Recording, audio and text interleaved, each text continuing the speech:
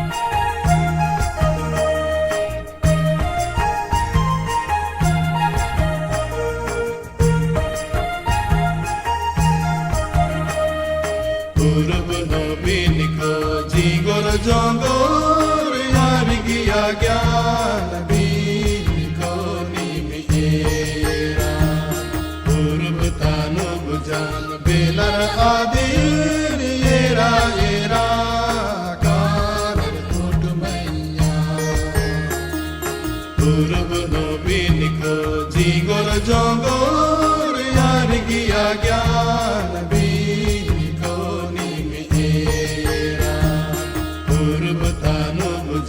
Baler आदिर येरा येरा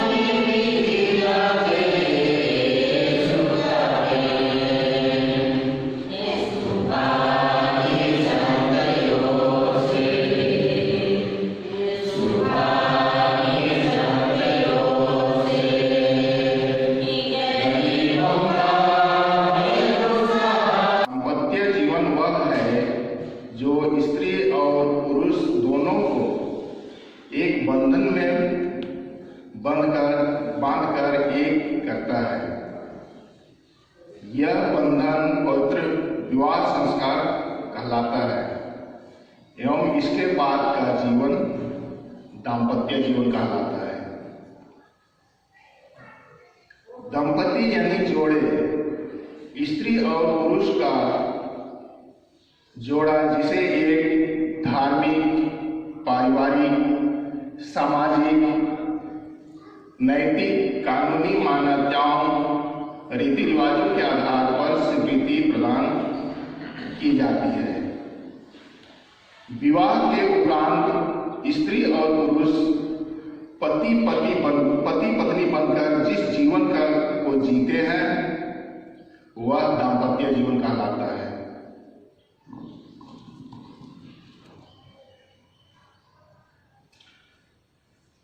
दाम्पत्य जीवन एक धर्म है, आधार है, विश्वास है, प्रेम है, समर्पण है, प्रतिज्ञा है, पवित्रता है और बहुत कुछ है जिसे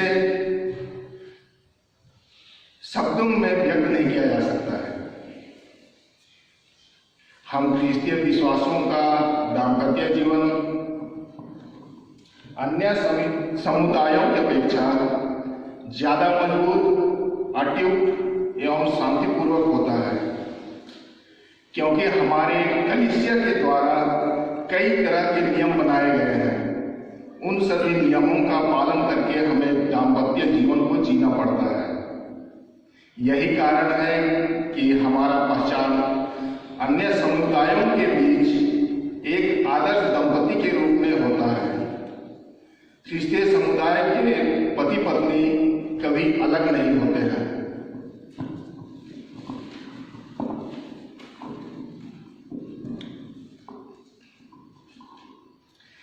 क्योंकि हम कलीसिया द्वारा बनाए गए नियम एवं उसके द्वारा दिए गए संस्कारों के आधार पर जीते हैं। इसके बावजूद हमारे बीच कई परिवारों में प्रेम का अभाव, असंतुष्टि, लड़ाई झगड़ा का माहौल बना रहता है। तो आइए हम सब इस माहौल के बारे में मनन चिंतन करें। जिस तरह ईसा मसीह इन्हीं सपनों को सजाकर, विचारों को आधार बनाकर जीवन साथी का चुनाव करते हैं, फिर इसके साथ विवाह संस्कार में बंध के दाम्पत्य जीवन में प्रवेश करते हैं और हम अपने सपने साकार होना देखना चाहते हैं। लेकिन सपना साकार होना तो दूर, जस्ट उल्टा होता है। हमें दुनिया की कठोर सच्चाई का सामना करना पड़ता है। हमें कमियां ही कमियां नजर आने लगती हैं। पत्नी अपने जरूरतों की मांग करती है, हम पूरा भी नहीं कर पाते हैं। वह हमें अपने शारीरिक परेशानियों, तकलीफों को बताना चाहती है, हम उसे सुनना नहीं चाहते, क्योंकि हमारा सपना में तो ऐसा कुछ था ही नहीं। एक तरफ अपने सपनों का चकनाचूर होते थे और दूसरी तरफ परेशानियों का अंबार से हम चिड़चिड़ा जाते हैं और परेशानियों का कारण अपनी पत्नी क्यों मानते हैं। ऐसा मानने लगते हैं कि हमारे दिल में, उसके दिल में नफरत पैदा हो जाती है। छोटे छोटे बातों में बहस शुरू हो जाता है। बहस का रूप बड़ा होकर लड़ाई झगड़ा में परिवर्तित हो जाता है।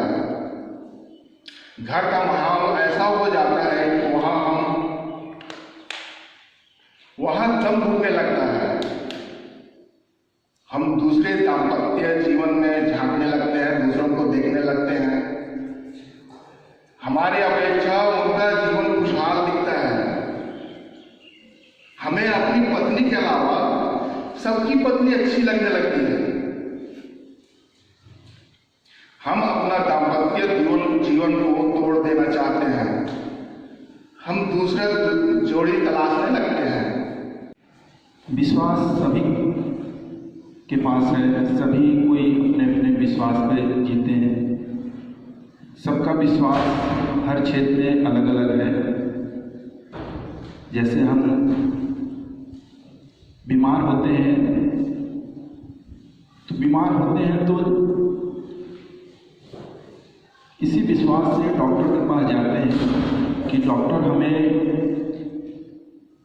जो दवा देगा, उस विश्वास से हम उन दवाओं को उपयोग करते हैं, उस दवाओं को इस्तेमाल करते हैं और हम स्वस्थ हो सकते हैं या स्वस्थ हो जाते हैं। इसी विश्वास को हम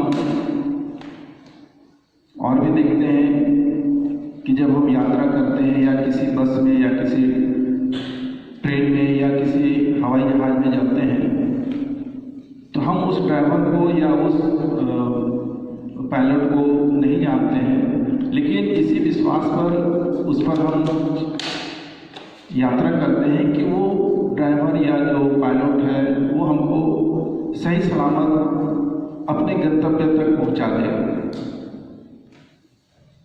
क्योंकि हमें उन पर आस्था है या उन पर विश्वास है, तभी हम उन ट्रेनों में या उन बसों में या उन प्लेनों में चढ़ते हैं। लेकिन कैथोलिक जीवन का विश्वास एक अलग मायने रखता है। कैथोलिक जीवन जो इब्रानियों के अध्याय 11 पद संख्या 1 में एक उनका विश्वास से एक उदाहरण प्रस्तुत किया गया है या परिभाषित किया गया है। मैं थोड़ा सा उसको पढ़ देता हूँ। विश्वास क्या है? विश्वास तो आशा की हुई वस्तुओं का निश्चय और अनदेखी वस्तुओं का प्रमाण है। विश्वास हम क्यों करते हैं, किस पर आशा करते हैं? कोई भी चीज़ हम मांगते हैं परमेश्वर से के सामने विश्वास से किसी भी वस्तु को मांगते हैं, या अपने बीमारी को या किसी भी चीज़ की हम किसी भी चीज़ की आवश्यकता होती है, उसको हम अपने ईश्वर के सामने इस विश्वास से मांगते हैं कि वो हमको निश्चय ही वो वस्तु की प्राप्ति करेगा, या उसमें हमको सहायता करेगा, या उसमें हमारी आवश्यकताओं को पूरी करेगा। एक निश्चितता होती है। इसी निश्चय के साथ हम उन वस्तुओं को प्राप्त करते हैं, और किसी न किसी माध्यम से जो ईश्वर है किसी भी माध्यम से हमको उन वस्तुओं की उपलब्ध कराता है। ये हमारे विश्वास के कारण ही प्राप्त होता है। यदि हम अपने विश्वास में दृढ़ रहें, जिस विश्वास से हम अपने आवश्यकताओं के लिए ईश्वर के सामने विनती करते हैं, ईश्वर के सामने मांगते हैं, तो वो विश्वास के माध्यम से हमको प्राप्त होता है, से बढ़ा सकते हैं। हमारा विश्वास जो है वो बाइबल में दिए गए एक एक शब्दों में विश्वास करके ही हम अपने विश्वास को बढ़ा सकते हैं। कई ऐसे उदाहरण दिए हैं कि जैसे एक स्त्री थी जो 12 वर्षों से रक्तस्राव से स्रावित थी, या रक्तस्राव से परेशानी में थी। उनका विश्वास था कि हम एक बार यदि प्रभु के कपड़ों को, उनके कपड़ों को अगर मैं छू भी लूँ तो मैं चंगी हो जाऊंगी। उनका विश्वास कितना बड़ा था। इसी के उधेड़पुर में वो रही कि किसी न किसी प्रकार से मैं प्रभु के कपड़ों को छू लूँ और मैं चंगी हो जाऊंगी, और उसी विश्वास ने उसको चंगा भी कर दिया। जब उन्होंने यीशु के कपड़े को छुआ तो यीशु के शरीर से एक शक्ति निकली। उनका आभास हुआ कि किसी ने मुझे छुआ है, और उस शक्ति के माध्यम से उन्होंने पूछा भी कि किसने मुझे छुआ है। जब उन्हें खोजबीन करने लगे तो पता चला कि वो स्त्री डरी साहब बोलने लगी कि मैं इस विश्वास में थी कि मैं यदि आपका कपड़े मात्र को भी छू लो तो मैं चंगी हो जाऊंगी। तो यीशु ने उन्हें कहा कि आपके विश्वास ने आपको चंगा कर दिया है। जब तक हम अपने विश्वास को मजबूत नहीं करेंगे, विश्वास से हम किसी चीज को हम सामने नहीं रखेंगे, या जो विश्वास हम मांगते हैं उन विश्वास से हम प्रभु के सामने प्रस्तुत नहीं करेंगे, तो हमारा विश्वास जो है व्यर्थ हो जाता है। सबसे बड़ी चीज है हम अपने विश्वास को मजबूत बनाएं। बहुत ही तैयारी की है, इसके लिए हम और भी धन्यवाद देते हैं, क्योंकि इन्होंने हम सबों को विश्वास का जीवन, चाहे अपनी प्रभु यीशु मसीह के विश्वास में, चाहे अपने पारिवारिक विश्वास में, प्रेम के विश्वास में, भरोसे के विश्वास में, कुछ बातें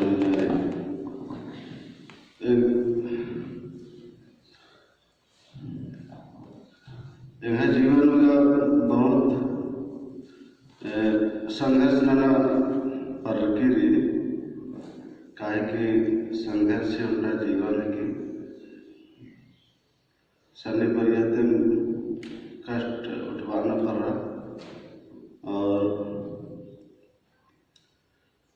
इन्हें कष्ट के कभी जीवन आ कष्ट नेका के हम बन पड़ा। पारिवारिक जीवन आयन पंग बगर के अपन परिवार में बहुत ही कष्ट उठवाना पड़ रही। तो ये चीज़न महसूस नंचका कि अपन खत कर बहुत बहुत ही मेहनत करना पड़े, तब कहीं खतखरारी जीवन परिवार जीवन खुशी रह सकती। और अगर मेहनत मारना ना पड़े, उदासी न पड़े, खतखरारी जीवन, खतखरारी चेहरा परिवार के चेहरा, और अगर मेहनत ना दो और धीरे धीरे कामयाबी आखिर दिखती। और जीवन एक ऐसा जिंदगी है कि बिना संघर्ष नंज का अंदर चीज़ें तुम आखिर यदि चिट्टे आयन बगल में बहुत ही कष्ट और मेहनत उठवाना पड़े, तब तो इबड़े सब चीज़ें लेते हुए जीवन कभी भी आयन करके कभी उदास या हताश न जाए। हमेशा अपन परिवार के अच्छा आगे और मेहनत करना रहे और नमः खतखरारी जीवन आगे बढ़वा के नमः के संघर्ष करना पड़ो। इस संघर्ष ऐसा जीवन की जिंदगी भर रहो। जब तक नमः सांस रहो तब तक आयन कष्ट उठवाना पड़े अपन परिवार के, और सही सलामत जीवन रखा गए नमागे मेहनत करना पड़ रही और अच्छा बातचीत करना पड़ रही, परिवार में मिलके एक न पड़ रही। अगर हम अपना खदस या खत बारी कथन समझा रहा है, अरे पूरा परिवार मिल रहा के नाम कथा इधर समझाता, ताकि नम्हा जो खतखरा रहना अरे जीवन में अच्छा सोच पर आऊँगा, अच्छा विचार पर आऊँगा, ताकि खतर आयन बंगर के आवाज़ में बिना होगा और अच्छा चल रहा हूँ। तो इधी चलते परिवार के जीवन में इतना महसूस नंदा कि एमा परिवार में बहुत कमजोर परिवार है।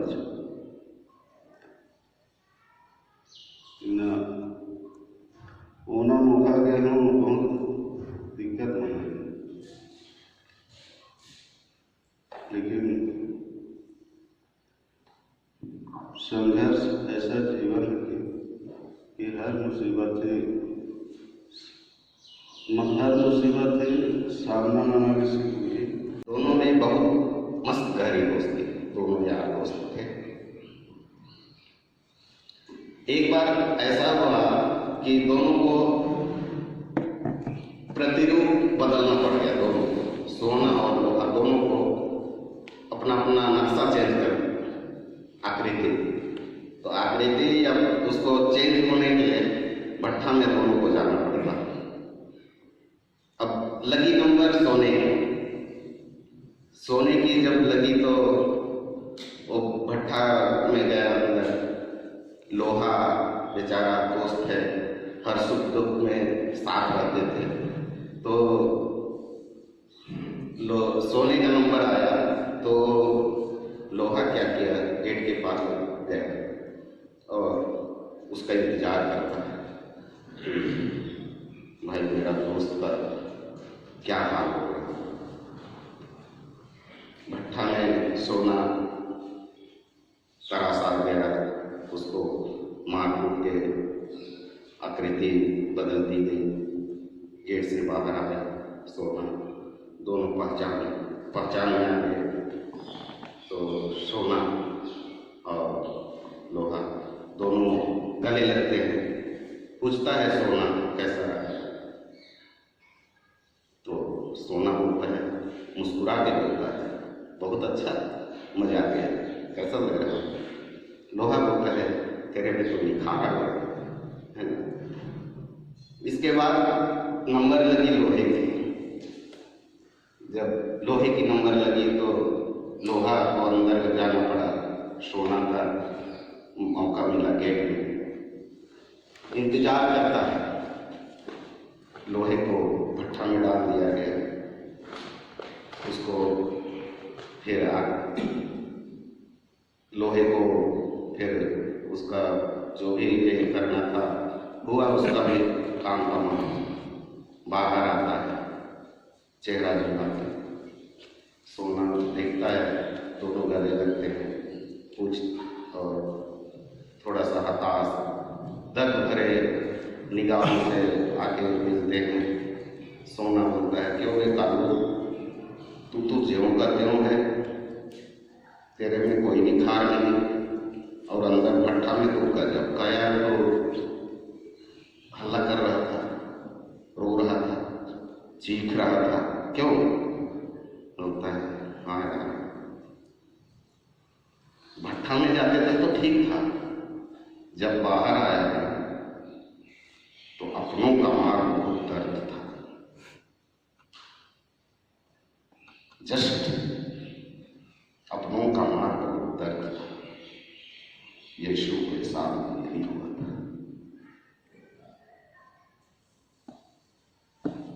यीशु हम लोग के लिए आए थे, मेरे लिए आए थे, मेरे पापों के कारण मारा गया। लोहे को जिस टाइप का लोहा ही मारा उसको तो दर्द हुआ, उसी टाइप से रोजमर्रा में आप लोग को दर्द इसी की ओर इंगित करता है कि अपनों का दिया हुआ यीशु को आसानी में था।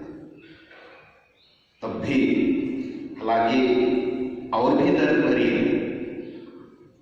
हाथों में कीला ठोकना कोई मामूली बात नहीं थी, मगर इसमें ईश्वरीय शक्ति थी। ईश्वरीय शक्ति थी, उसके लिए असहाय सहनीय था। लेकिन हम आपका पाप, हम लोग के चलते अपनों का दर्द यीशु ख्रिस्त को सबसे आशरणीय था।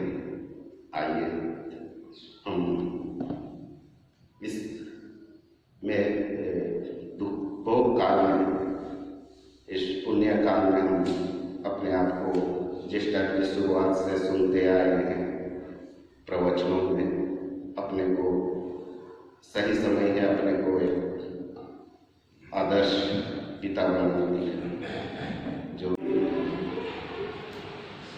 संत योसेफ के बारे में अपने सुसमाचार में लिखा है। संत मार्कुस के रचित जो सुसमाचार है उसमें संत योसेफ के बारे में वर्णन नहीं है। साथ में इन तीनों जो तीन है, मत्ती, लूकस और संत योहन, इनका सुसमाचार में भी बहुत ही सीमित रूप में दिया हुआ है। उनके हम लोग बात करते हैं जीवनी के बारे में, तो बहुत ही रेयर हमको मिलता है कब उनका जन्म हुआ, कहाँ हुआ, कैसे हुआ, उनकी मृत्यु कैसे हुई, इन सब का वर्णन हम लोग बहुत कम सुनते हैं। लेकिन जो विद्वान है, इतिहासकार हैं, वो बताते हैं कि संत जोसेफ का जन्म बेथलेहम में हुआ है। बेथलेहम में ही ईसा मसीह के जन्म के 1 ईस्वी पहले उनका जन्म हुआ था। और जैसे कि हम जानते हैं, बाइबल में इसका वर्णन मिलता है कि वे दाऊद के घराने से ताल्लुक रखते थे, और ईसा मसीह से लेकर के दाऊद तक कितने पीढ़ियां थी आप सभी को पता होगा। कितने पीढ़ियां थी? 49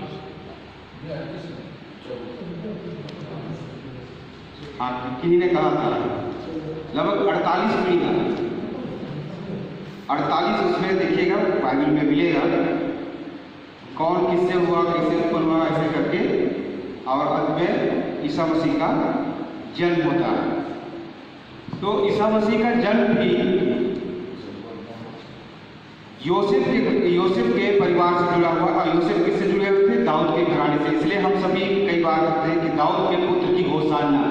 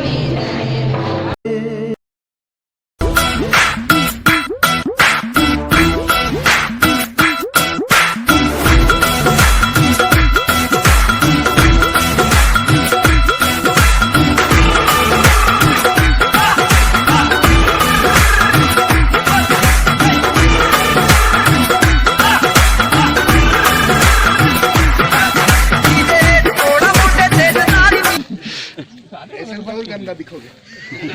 अरे पीछे मत करो यार।